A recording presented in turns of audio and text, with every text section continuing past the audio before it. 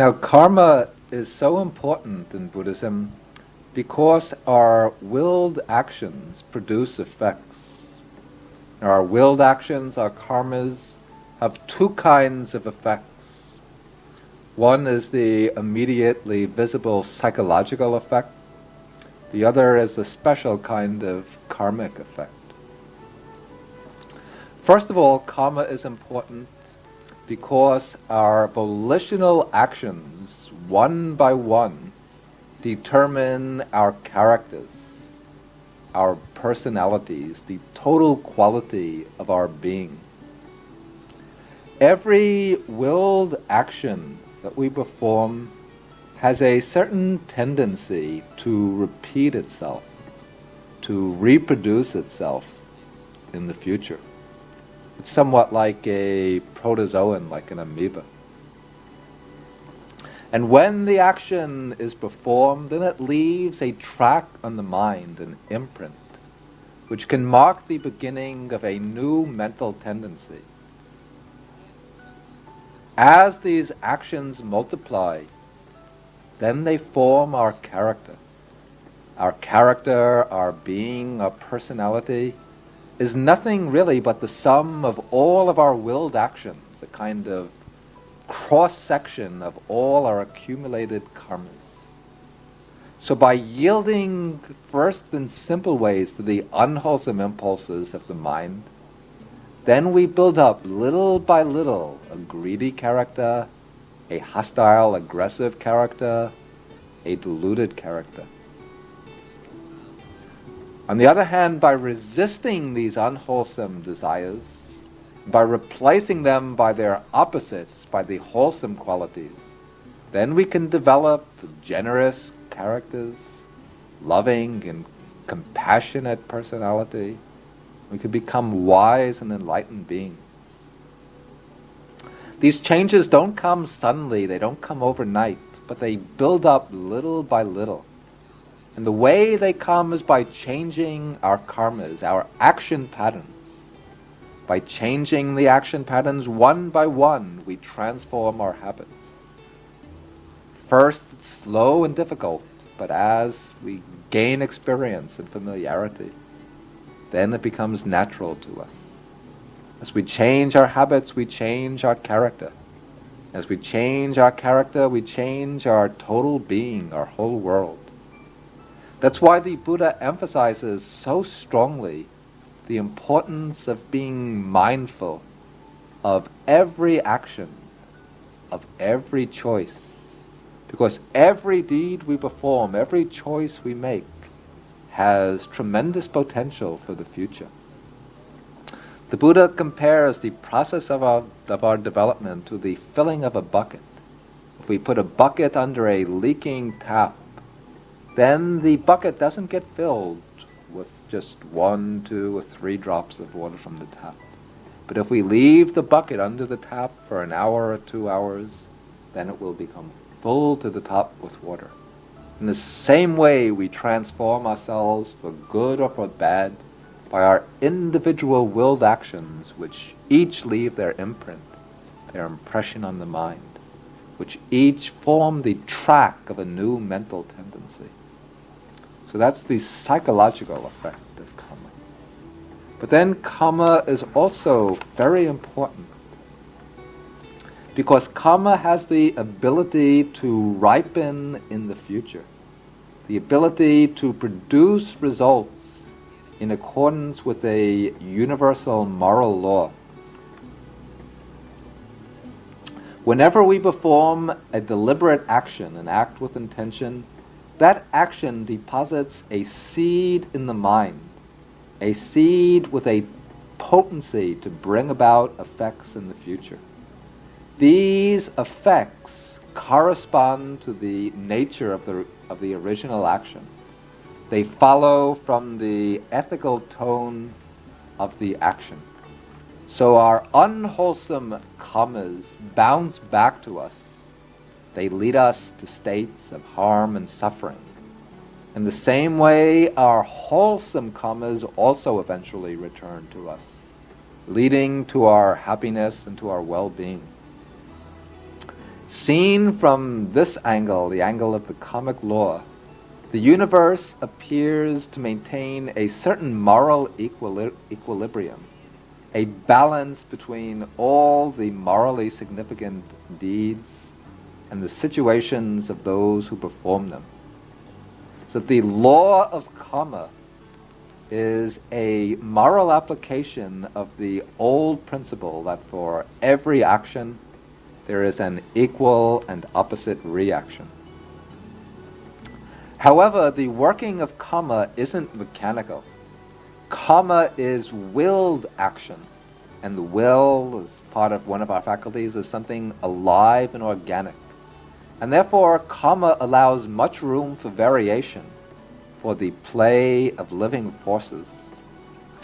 First of all, not all karma has to ripen as a matter of strict necessity.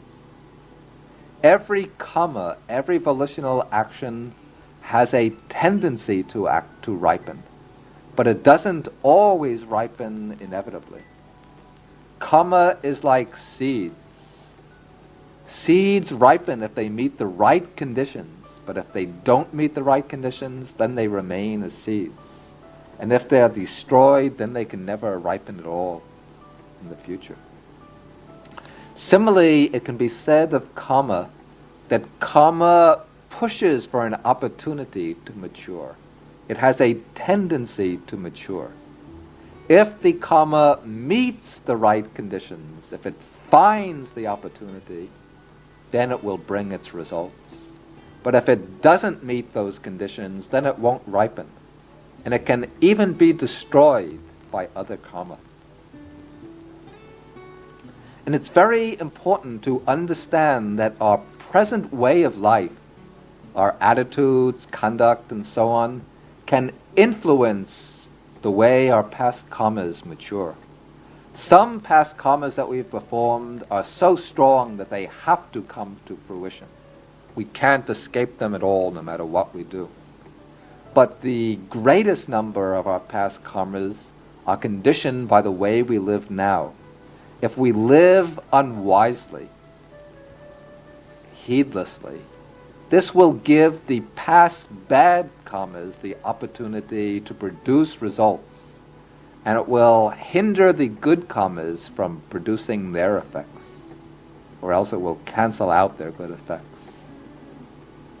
On the other hand, if we live wisely and diligently now, then this will work in the opposite way. It will give the opportunity to our past good karmas.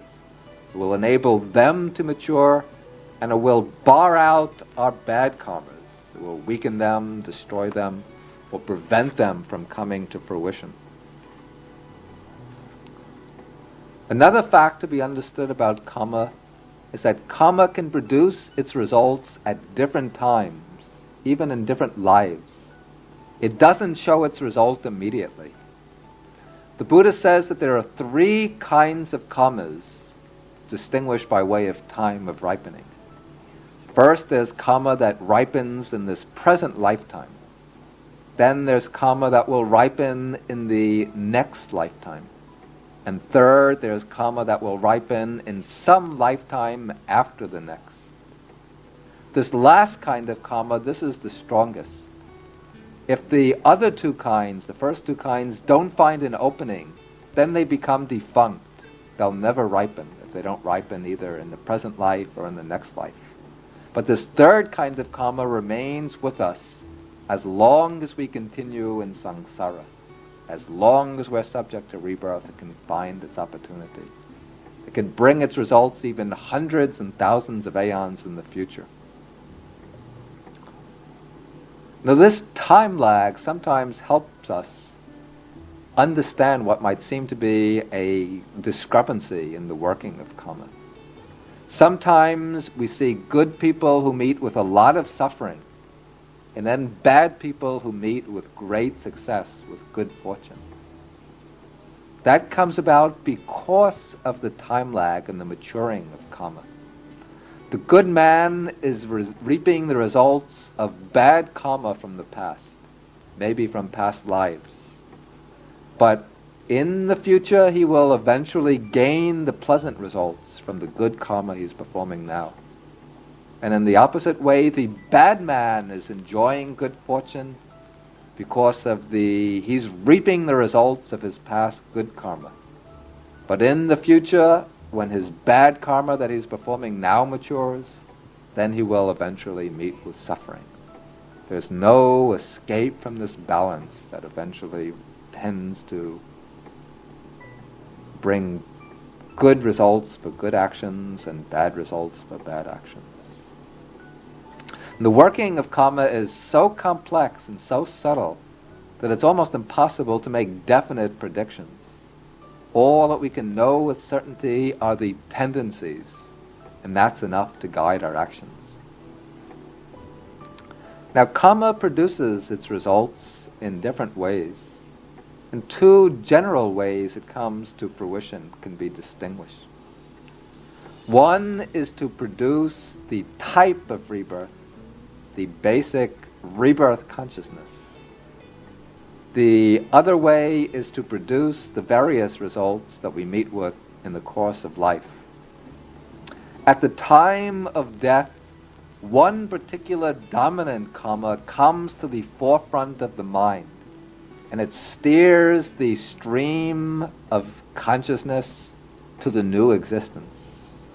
Then once this takes place, once rebirth takes place, then during the course of life, other karmas mature, bringing either favorable results, success, wealth, increased talents, spiritual progress, and so on, or else bringing unfavorable results, poverty, misfortune, suffering, spiritual obstacles, so on.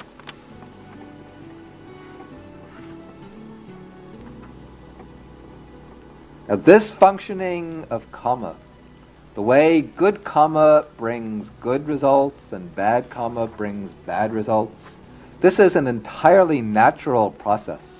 It's part of the built-in structure of events, not something imposed on things by any outside power. Each action has the ability to produce the result appropriate to itself, just through the nature of the action itself. This is called the Kamma Niyama, the order of karma, which functions autonomously. And the good and bad results that come from the wholesome and unwholesome actions, these are not rewards and punishments. Actions produce their results naturally through the law of cause and effect working in the moral realm. There's no director, no supervisor standing over it. Now we might mention some specific cases that show the working of karma in our lives. In the human world, we see that some people have long lives, some short lives. Some are always healthy, some are often sick, some are beautiful, some are ugly, and so on. The question might arise, what are the causes for these differences? In a sutta, the Buddha explained in a detailed way how karma is the cause behind all these differences in the fortunes of beings. He says that the reason why some people die prematurely is because in the past they destroyed life. The karmic result of killing is to be short-lived.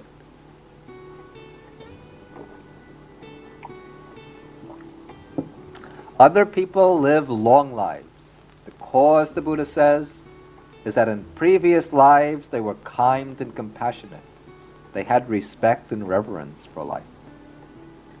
Some people are very sickly. The cause for that, in the past they injured and hurt other beings. Some people are always healthy. These are the people who helped others, who gave and assisted others. Then those who are often angry and harsh in the past, they become ugly. Those who are patient and cheerful, they become beautiful. Some are rich. These are the people who were generous in the past. Some are poor. These are the ones who are selfish. Some are influential. These are the ones who rejoiced in the good fortune of others, who sympathize with the success of others.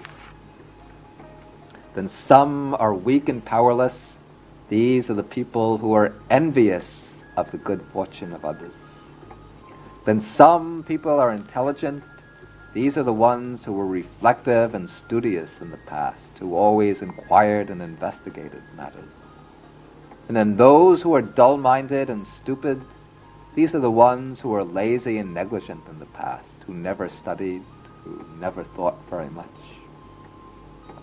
From this, given by the Buddha in the Chula Kamma Vibhanga Sutta, we can see that the appropriate result always follows from the specific type of karma, that each karma produces a kind of result that corresponds exactly to itself.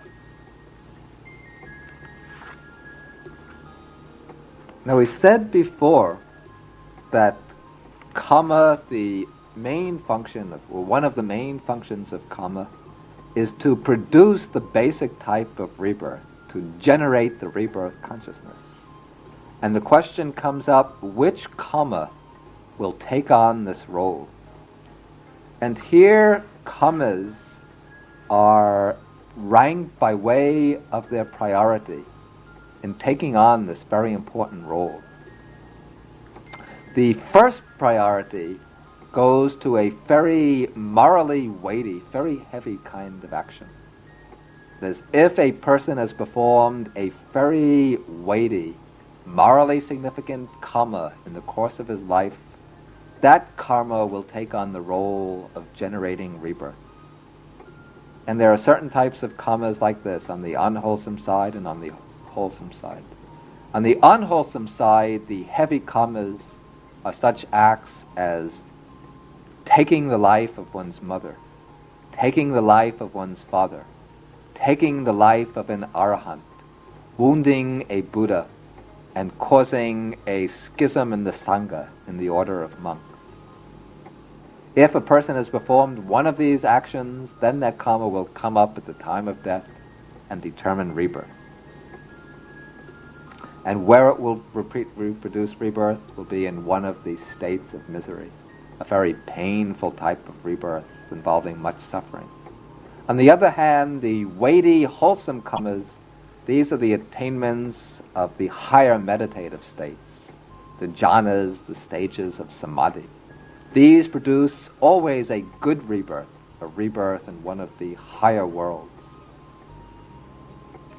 Then, if there is no especially heavy karma, either good or bad, then the next karma to take precedence in determining rebirth will be some strong ethical karma performed close to the time of death.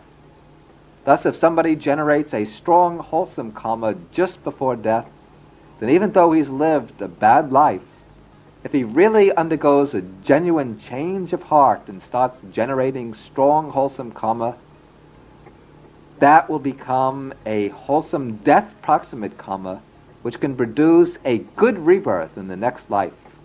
For example, a murderer who's about to be executed might suddenly become filled with remorse for his crimes. He might become filled with compassion for people. And then he might really wish that he could turn over a new leaf. That might lead, that change of heart could lead to a favorable rebirth in the next life. It doesn't mean that he'll escape from the effects of his bad karma. His evil actions have been stored up in the mind. They're present. And eventually they can catch up with him at some time. But the form of rebirth in the immediately following life will be decided by that wholesome karma that's come up just before death. On the other hand, somebody might have lived a very good life, but just before death he might become very angry, very frightened, very greedily attached to his possessions, clinging tenaciously. And then that unwholesome death proximate karma, that can generate a lower type of rebirth, an unfortunate rebirth. Again, this doesn't mean that he'll miss out on the fruits of his good deeds. Those good deeds can still produce their effects, either in the next life or in some future existence. But for the next life, the bad karma will take on the determinative role. Then, if there's no very significant death proximate karma, good or bad, The next karma that will come up to generate rebirth will be habitual karma, some action that we've performed habitually in the course of our lifetime. And in the overwhelming majority of cases, it's habitual karma that causes rebirth. But if there's no special significant habitual karma, then some other miscellaneous karma that has been performed and stored up, this can come up to the mind at the time of death and bring about rebirth. This introduces the element of uncertainty or unpredictability about the rebirth process. That there are sometimes these very unexpected occasions when some stored up karma from the distant past suddenly comes up and takes on the rebirth determining role.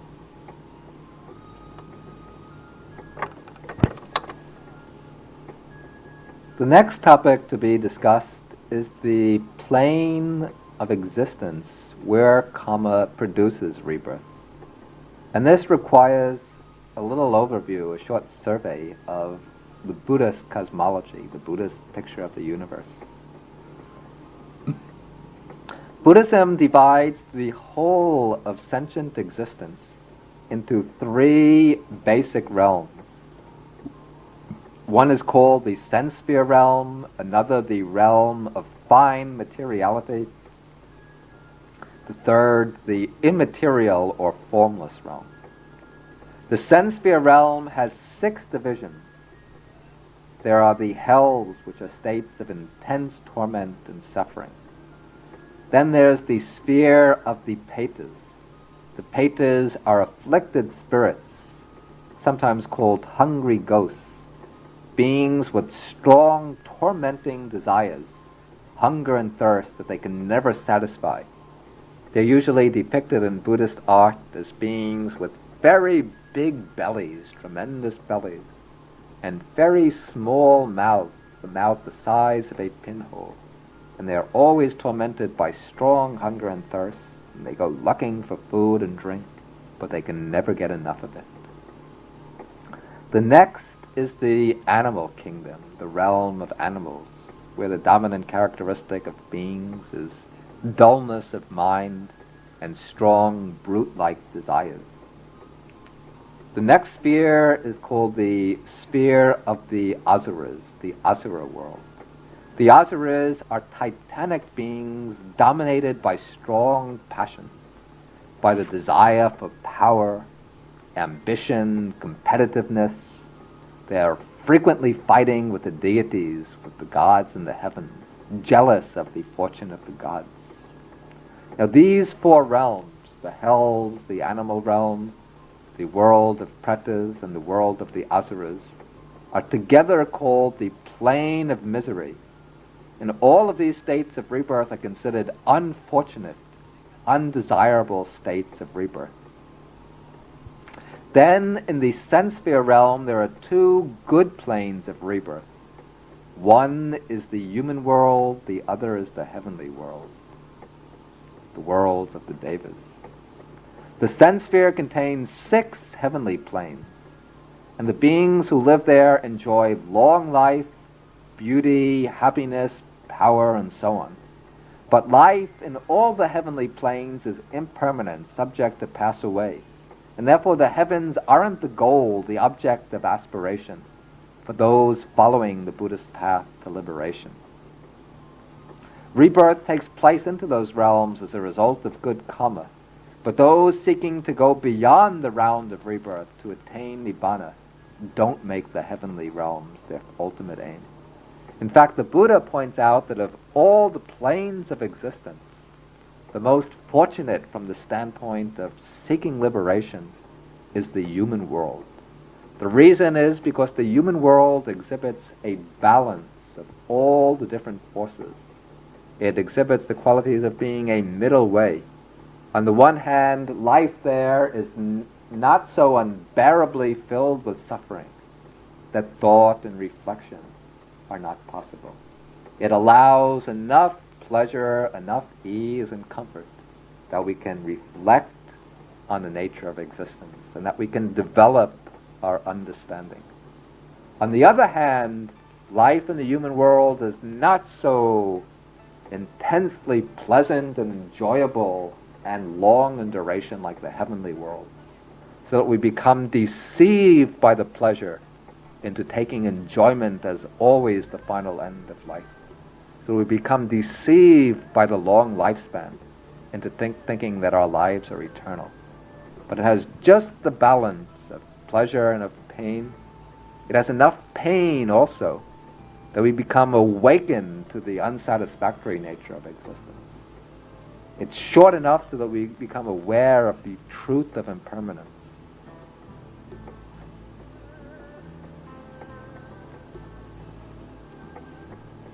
Now, rebirth into the planes of misery, into the 4 unhappy states of existence, comes about through 10 unwholesome courses of action. These are given as taking life, stealing, engaging in sexual misconduct, that is adultery and seduction, speaking falsehood, speaking slander, speaking harshly, speaking gossip and idle chatter, then having a mind of covetousness, a mind of ill will, and holding wrong views. These unwholesome kammas, if they take on the rebirth-producing role, bring about rebirth in the plane of misery. Then the cause for rebirth in the fortunate planes of the sense sphere, in the human world and in the sense sphere heavenly world, that is the 10 courses of wholesome action, that is abstaining from the 10 unwholesome ones. Also the performance of works of merit, that is practicing generosity, giving gifts and help to others, observing moral discipline, and developing the simple forms of meditation, developing the meditations on loving kindness, developing some purity of mind. When these take on the rebirth-generating role, then they produce rebirth into the human world and into the sense sphere heavenly world. Then beyond the sense sphere heavens, there is the realm of fine material forms, the realm of subtle matter. And rebirth into this realm comes about through the certain high meditative attainments called the jhanas, states of deep concentration, deep absorption, when the mind becomes pure, serene, very focused, and all the thought processes quiet down. And the jhanas have different levels of depth, and when they're attained and mastered and kept at the time of death, then they produce rebirth in one of the heavens of the fine material realm, according to their level of depth.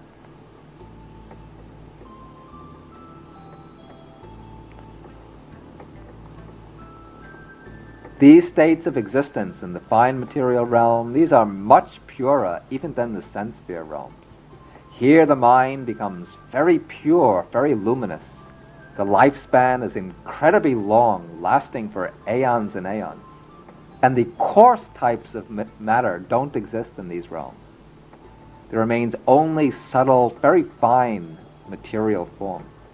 Eventually, though, life in these realms also comes to an end, and the person who has been reborn there will pass away and takes on rebirth elsewhere, as determined by his karma. Then beyond the 4 jhanas, there are 4 higher levels of samadhi called the 4 formless attainments, states of deep, extremely deep concentration.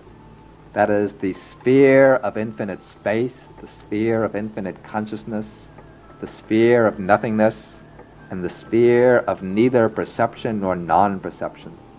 And those who attain these states of concentration, master them and possess them at the time of death, these persons will take rebirth in the immaterial realm, in the formless realm.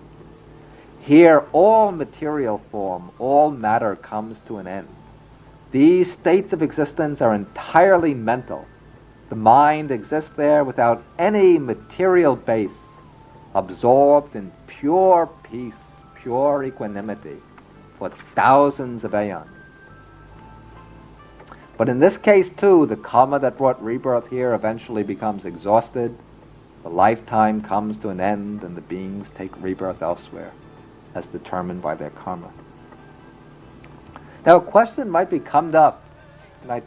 raised, whether a Western person with a scientific education can really believe this cosmology seems to be ancient, outdated, and superstitious.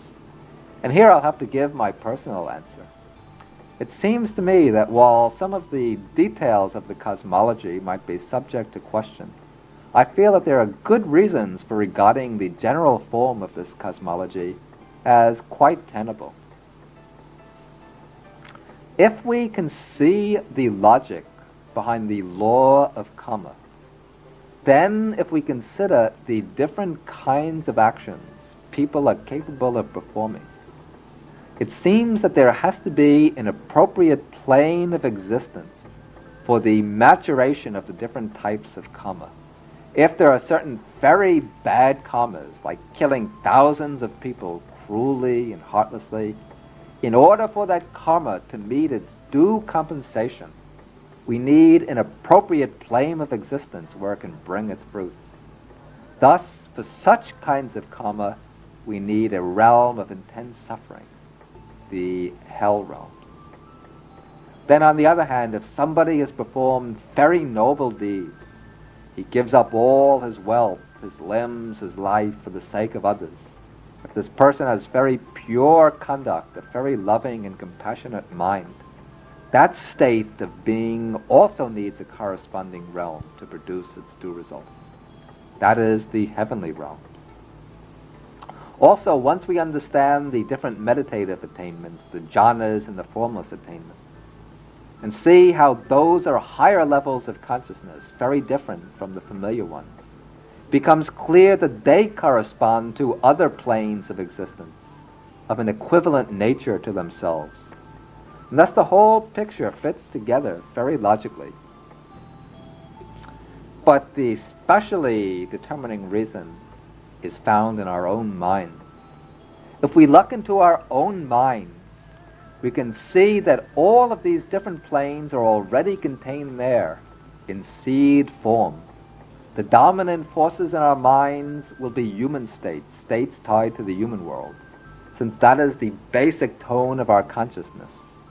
But at times there will arise states of intense hatred, which might express itself as violence and cruelty. Those states, at that moment, we are constructing for ourselves a hell world. Psychologically, we might be living in the hell. And karmically, those states are the seeds of rebirth into the hell. At other times, very noble thoughts will arise. Thoughts that make us feel divine or heavenly. Thoughts of supreme generosity, of great kindness and compassion. These thoughts, when they arise, our world becomes very light and pure, almost like a heavenly world. And these states, in fact, are the seeds of rebirth to the heavenly world. They are the channel that leads upwards, the ladder that leads to the heavenly state. In our states of blind desire, our brutishness, our blind lust, our dull stupidity, we can see the mind of the animal. We can understand those states to be the seeds of the animal world, and when we indulge in them, we're constructing a rebirth into the animal world. We can see sometimes selfishness, possessiveness, intense clinging. At that time, our mind becomes similar to that of a preta, an afflicted spirit, and we're constructing or planting the seeds of rebirth into the world of the petas. Again, there will come up states of greed for power, jealousy and envy, competitiveness, the urge for power. At that time, we have the mind of an asura, and we're laying the foundations for rebirth into the world of the asuras. All these realms of existence are already present in us as seeds in our own mind. So what really lies behind this whole picture, behind all the planes of rebirth, is the mind. The Buddha says that mind is the architect of the whole universe. We shouldn't think of the rebirth process in terms of the image of a human being just appearing in different realms, moving from realm to realm. What lies behind the whole cosmos with all of its different realms of existence is the mind.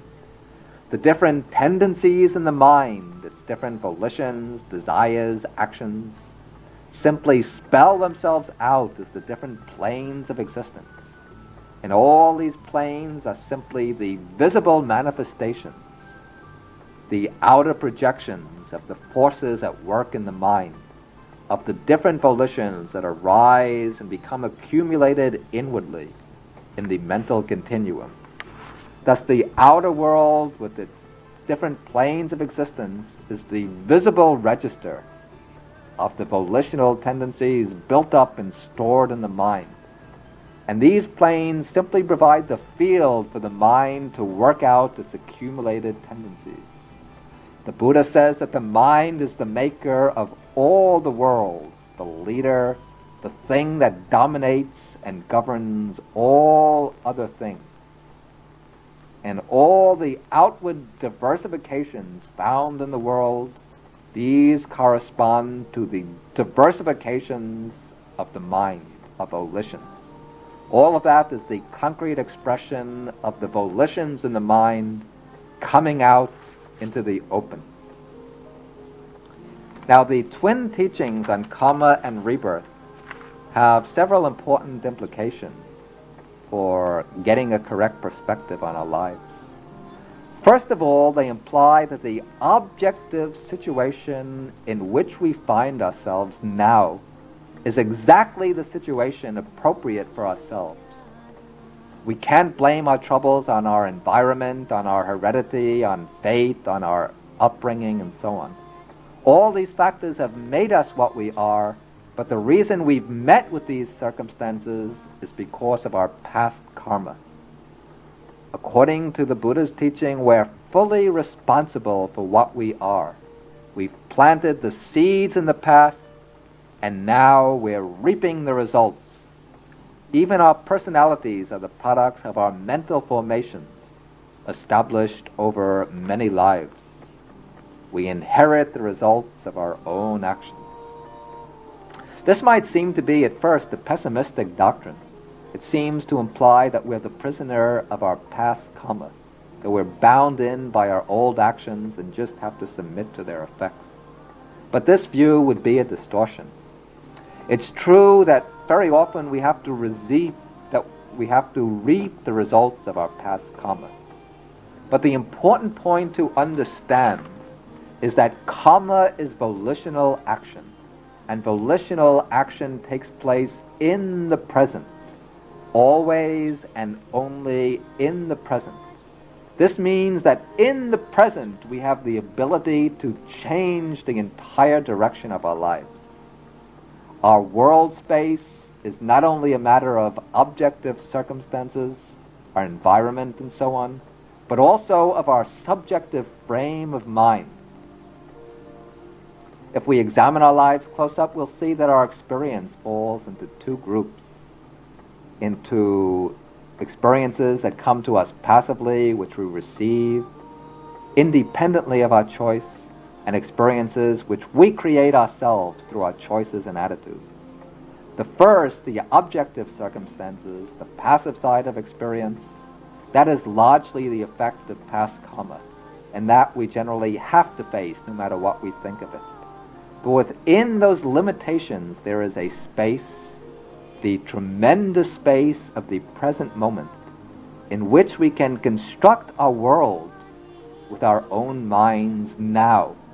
If we let ourselves be dominated by selfishness, hatred, ambition, dullness, then even if we're wealthy and powerful and famous, we'll still be living in misery and suffering, and planting the seeds for a rebirth in the world of suffering in the future. On the other hand, even though we might be poor and in bad circumstances with much pain and misfortune, if we observe pure conduct, develop a mind of generosity and kindness and understanding, then we can transform our world. We can build a world of light, of love, of peace, even a heaven on earth, that all depends on the mind. Now we come to a special topic in the Buddhist teaching on Kamma, and this is the relation of Kamma to the path of liberation. The ultimate aim in following the path of the Buddha is not simply to achieve good results by performing good karma. That is a mundane aim, not the final aim. The highest aim, the true aim, is to get beyond the chain of karma and results. As long as we go on performing karma, accumulating karma, we remain subject to birth and death, to wandering in samsara with its different realms. And then we have to meet suffering in its different forms. Whether we're living in a fortunate world or in an unfortunate world, that is secondary. All states of existence are impermanent, without substance. All are dukkha, incapable of giving final satisfaction. Good karma binds us to good results, bad karma to bad results. But whether the results are good or bad, we're still in bondage. Our chains are still chains, whether they're made of gold or iron. The aim of following the Dhamma is to reach the freedom that lies beyond karma, beyond the cycle of karma and results. That aim, that goal, is to be reached by a special type of karma, which the Buddha calls the karma that leads to the end of karma. This karma is the practice of the Noble Eightfold Path. Ordinary karma is action conditioned by clinging. If we're clinging to good, we perform good action, which leads to good results. If we're clinging to bad, we perform bad actions, which lead to bad results. The force behind both is clinging, and clinging rests upon ignorance. But there's another kind of karma, a karma which leads beyond clinging. This is the karma of practicing the path, the karma of developing mindfulness and insight. By developing mindfulness, insight, we see things as they are, as impermanent, empty phenomena, subject to conditions, rolling on through conditions. As this insight deepens, we put an end to clinging, and by eliminating clinging, we break free from the chains of karma and discover the freedom beyond karma, the freedom of liberation. The Arahant, the liberated one, doesn't generate any more karmas. He continues to act, he performs volitional actions, but his actions no longer constitute karma. They don't leave any imprint upon the mind. They don't lead to the depositing of any seed in the mental continuum with the potency to ripen in the future, to bring about rebirths or results in the future. The activities of the Arahant are called kriyas, not karma. Kriya means simple actions. He acts, he performs deeds according to his will, but his deeds leave no trace on the mental continuum. They're just like the flight of birds across the sky. The Arahant has broken the chains of karma, chains of action and results, and he's reached final deliverance, the freedom from all action and bondage.